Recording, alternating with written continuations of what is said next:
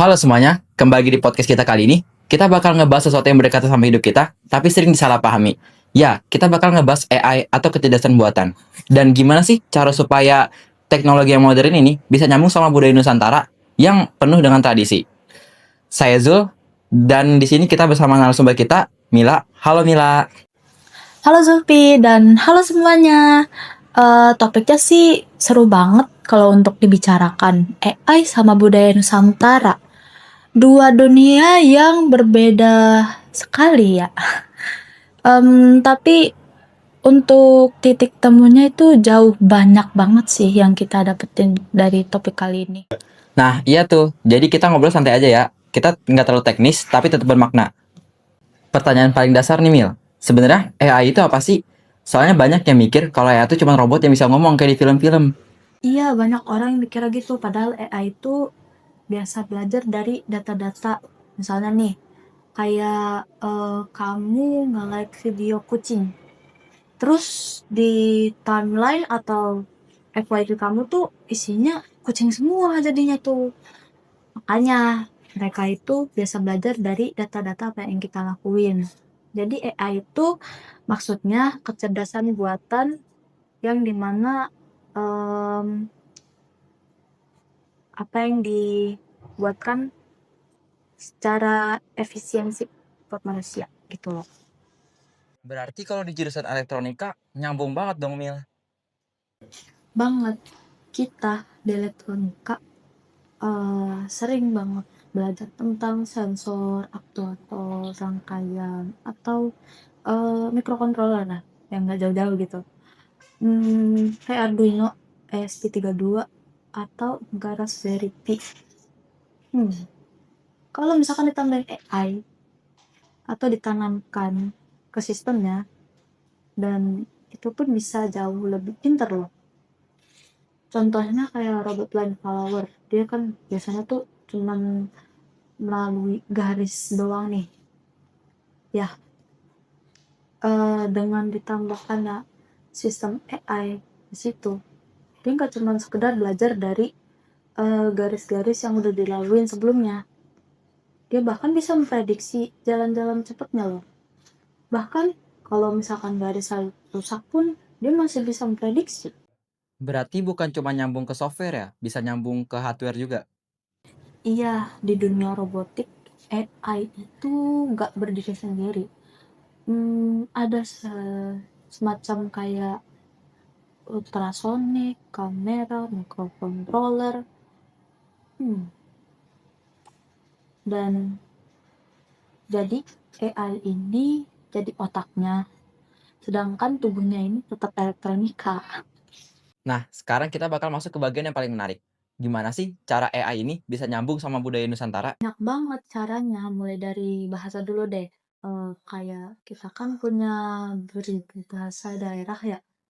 Jadi kalau misalkan dikembangin semacam buat aplikasi belajar bahasa daerah atau enggak analisis pola dialek atau enggak ya semacam belajar yang lainnya gitu loh. Iya juga ya, kalau misalnya nggak ada teknologi, bahasa daerah bisa makin hilang. Exactly. Ada seni juga gitu yang kalau misalkan batik deh, batik contoh simpelnya gitu. Kalau misalkan batik ada hal yang mirip-mirip dari ciri khasnya kayak dari Jogja, Lasem atau enggak Cirebon gitu. AI itu bisa ngebantu buat ngeregistrasiin dari motif-motif yang kita punya gitu atau enggak yang kita dapetin gitu loh. Oh iya, sekarang di internet kan banyak banget ya yang ngambil desain sembarangan. Nah itu AI bisa bantu melindungi budaya kita biar nggak dijiplak juga. Termasuk robot dokumentasi budaya. Robot kecil yang bisa nge-scan mulai dari ukiran, angka, sampai tekstur kain loh. Nyadar gak? Berarti robotnya itu kayak jalan-jalan sambil nge-scan budaya. Iya, bahkan ada juga robot underwater yang dipakai buat mendokumentasikan bawah laut kayak kapal karam. Sensor ultrasonik, tekanan, dan AI navigasi itu semuanya kepake. Kalau di elektronika, berarti sensornya dulu yang kerja ya, baru AI-nya yang membaca datanya. Betul, sensor ngirim data ke AI, lalu AI ngasih rekomendasi. Di rumah pun ada smart home. Kita bisa buat dari sensor peer, LDR, atau AI loh. Menarik gak sih? Kayaknya enggak deh. Wah, relate juga berarti ya sama pelajaran elektronika. Ya, bahkan robot vakum aja pakai AI slam buat petakan ruangan otomatis gitu loh. Pasti ada tantangannya juga dong. Ada banyak orang salah paham tentang AI. Percaya 100% ke AI, padahal AI itu enggak sepenuhnya benar. Karena kan dia kan kecerdasan buatan manusia, yang buat manusia. Jadi ada salahnya juga.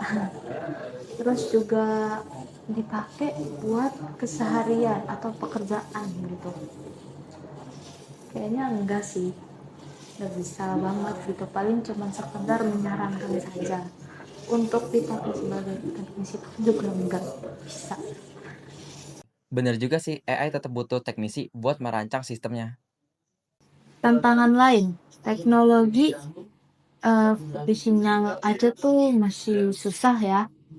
Kalau misalkan di daerah-daerah yang masih belum sangat terakses nih untuk sinyal masih susah gitu, itu tuh masih PR banget sebenarnya. Kira-kira ke depannya AI sama robotik bakal jadi apa ya? Kombinasi AI plus elektronika makin sering. Ada juga alat bantu buat UMKM, I guess. Terus robot museum, bisa jadi juga atau enggak AI deh yang bisa bantu ngajarin gamelan gitu. Dan banyak lagi sistem industri otomatis gitu. Mana sih? Robot dengan sensor canggih juga bakal banyak dipakai di pabrik-pabrik, dan itu butuh lulusan elektronika buat ngerakit dan maintenance-nya. Jadi peluang untuk kerja makin kebuka ya? Iya, teknisi robot, terus juga programmer microcontroller, terus juga smart home engineer, dan juga analisis AI semua dicari. Oh, paham-paham. Berarti AI bukan sesuatu yang harus kita takutin.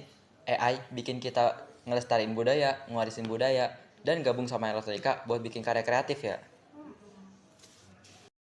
Teknologi tetap harus maju, tapi budaya harus tetap dijaga. Oke semuanya, makasih udah dengerin pembahasan kita kali ini. Sampai jumpa di episode selanjutnya. Bye.